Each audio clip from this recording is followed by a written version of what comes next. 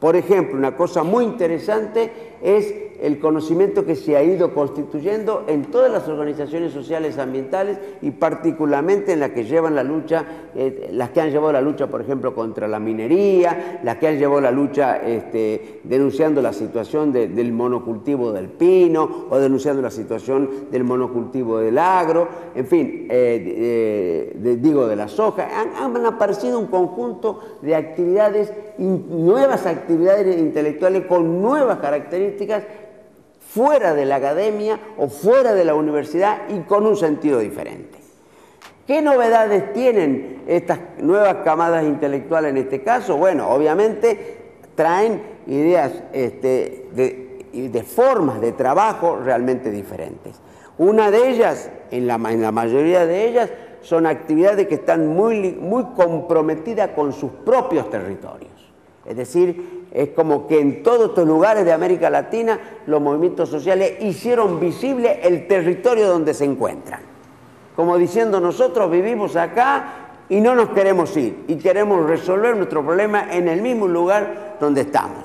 Eso como también un trabajo mucho más democrático, mucho más horizontal, en fin, y también con una mayor autonomía. En ese sentido, uno podría decir de que desde el punto de vista de la aparición de nuevas camadas de intelectuales, esto es un momento rico de América Latina, un momento novedoso, un momento transformador realmente y que ha ido haciendo visible la posibilidad de un proyecto de emancipación. Un proyecto de transformación del continente y de la posibilidad de su autonomía, de su libertad, de su democracia y, en fin, de un proyecto anticapitalista. Pero todo eso ha empezado a tomar fuerza, pero eso todavía, a decir verdad, no está en la academia. Estos son debates que están fuera de las universidades. Estos son debates que están en el conjunto del movimiento popular y que tienen una creciente riqueza.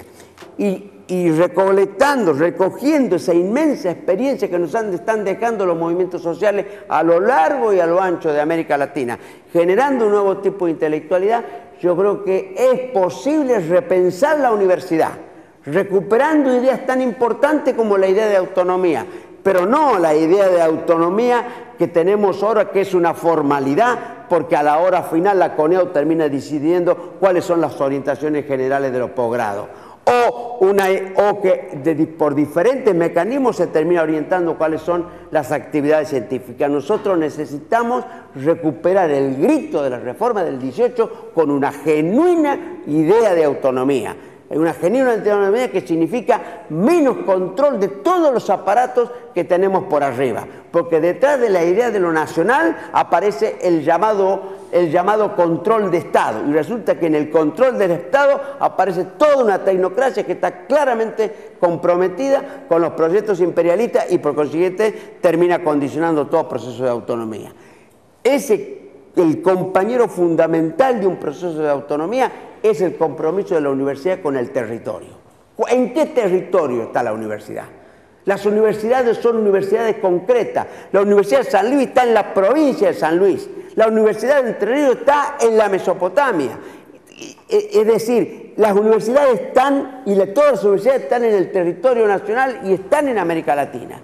Y entonces es necesario reorientar las formas de trabajar, donde estas diferentes realidades empiezan a impactar en la vida interna. Nosotros necesitamos juntar dos cosas: autonomía, compromiso con la realidad y democratización de la universidad. Son tres cosas que tienen que ir juntas, las mismas que las experiencias de los movimientos sociales: territorialización, o sea, compromiso, autonomía y a su vez democratización interna. Estas tres ideas son un punto central para poder avanzar en un proceso de transformación de la universidad.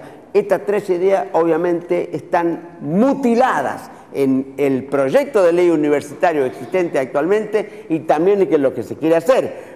Entonces, esta universidad tiene que ayudar, promover el desarrollo de esta nueva intelectualidad que se desarrolla en el movimiento popular.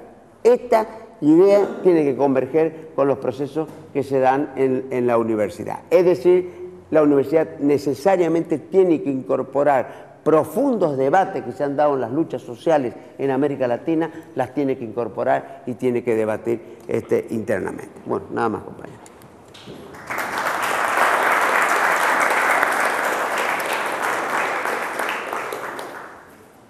Desde mi punto de vista, la idea intelectual, el compañero lo tomó recién, plantea en muchos casos una exterioridad, una dualidad respecto de aquel que es intelectual del que no lo es, del dirigente, del dirigido, y eso a mí ya me hace ruido en términos de concepción y de práctica política, digamos, ¿no? Por lo tanto, el problema aquí es el problema de la emancipación, lo dicen los compañeros, recién lo dijo el compañero, el problema es del anticapitalismo, en última instancia también lo dijo el compañero, el problema es la revolución. Entonces, si se trata de eso, la categoría intelectual, a mi juicio, y lo voy a decir también así muy provocativamente, es un equívoco, un lastre gramsciano. Y habría que discutir y, a mi juicio, superar, como equívoco y como lastre. Segundo, proyecto de país. Aquí más breve todavía. Lo sintetizaría en un hit, en una frase, en una expresión que viene del campo también de la ortodoxia marxista, que es: el capital no tiene patria, no tiene nación. Entonces yo tengo que atacar ahí, no a ciertas naciones o a ciertas manifestaciones concretas del capital, sino al capital como relación social. Ese es para mí el horizonte de emancipación, de anticapitalismo, de revolución. Por supuesto, entre eso y lo actual hay las mediaciones. Y algunos por ahí toman como efectiva las mediaciones de oponerse al neoliberalismo o a ciertas especificidades, o tomar categorías como la intelectualidad, el país, la nación, el pueblo, etc. El pueblo nunca se equivoca, ¿no? El pueblo, hay que seguir al pueblo, apelar al pueblo para justificar una teoría y una práctica política. Yo me permito ponerlo en duda eso, ¿sí? Ya sea por las tradiciones más populistas recalcitrantes como por las tradiciones populistas más cercanas a los movimientos sociales, a elementos que pretenden la emancipación. De esta manera se reduce la sociabilidad humana o la posibilidad de sociabilidad humana o de lazo social a la sociedad civil, que es una categoría burguesa.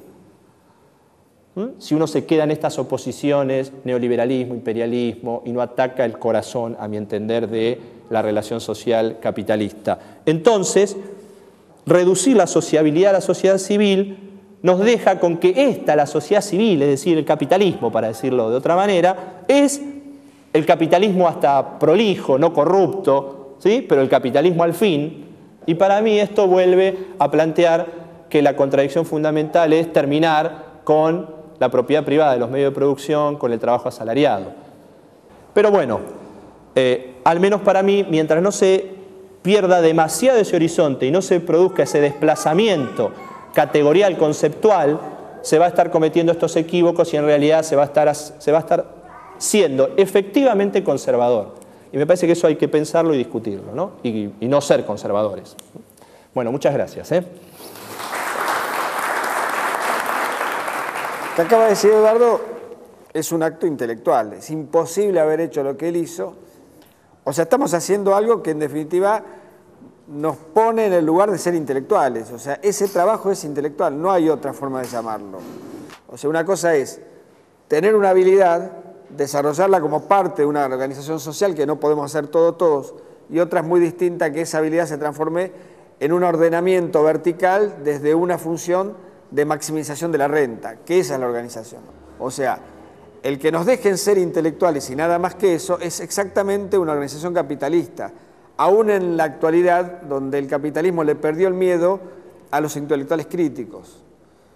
Cuando vio que efectivamente podía, como lo explicó muy bien, yo voy a articular algo que rescato mucho de él, esta autonomía al pedo, que es para vivir en una nube de pedo. Mientras lo discutamos acá adentro, está todo bien. Ese miedo que antes lo tenía el gran capital, se perdió, porque descubrieron que efectivamente mirando los ciclos largos de la historia no eran tan graves de tolerar. Y por lo tanto el rol de la disputa por quiénes son intelectuales, el enemigo la tiene clara. Ellos tienen intelectuales organizados como tal para generar una forma de muchas cosas de nuestra subjetividad cotidiana.